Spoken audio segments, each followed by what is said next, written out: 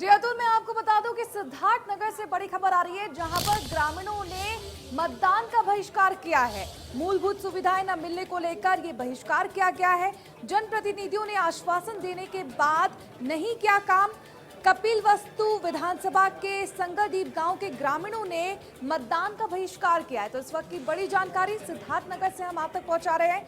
किस तरह से ग्रामीणों ने मतदान का बहिष्कार किया है, जिसकी वजह उन्होंने मूलभूत सुविधाएं ना मिलने की बताई है और जनप्रतिनिधियों ने आश्वासन देने के बाद काम नहीं किया है, जिससे नाराज पाए गए हैं ग्रामीण और उन्होंने आज मतदान बहिष्कार करने का फैसला लिया है।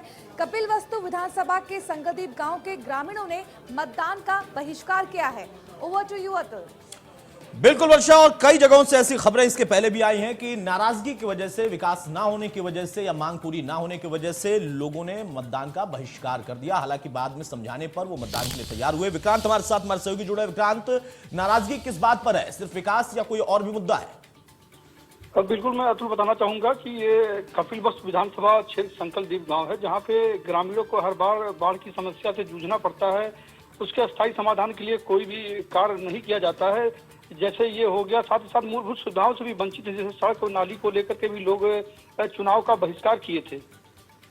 क्या अब बात बन पाई है? कुछ बातचीत तो वहां पर करने की कोशिश की गई अधिकारियों की तरफ से?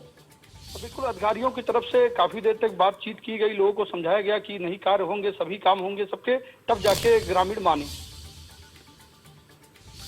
बहुत शुक्रिया विक्रांत हमारे साथ जुड़ने के लिए। तो मैं सहयोगी विक्रांत जानकारी दे रहे थे सिद्धार्थनगर, जहां पर ग्रामीणों ने मतदान का बहिष्कार कर दिया। मूलभूत जो सुविधाएं हैं वो ना मिलने की वजह से उनकी नाराजगी खुलकर सामने आ गई। हालांकि बाद में उनसे बातचीत करने के बाद जनप्रतिनिधियों ने जो आश्वासन दिया वो काम नहीं किया। इस पर अब फिर से एक नया आश्वासन मिलने के बाद उन्होंने अब शायद मतदान की प्रक्रिया शुरू कर दी। हालांकि नाराजगी काफी देर तक दिखाई दी।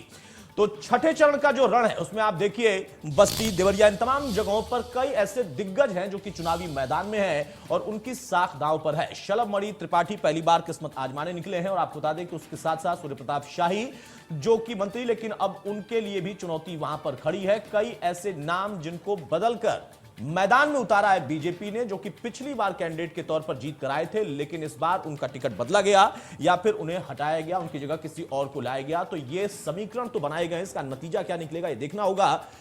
मौजूदा दौर में बीजेपी की जो 46 सीट उसको कैरी ऑन करना, ये उसके लिए चुनौती है और सपा और गठबंधन वो दावा कर रहे हैं कि इस बार बड़ा फेरबदल हम करके रहेंगे।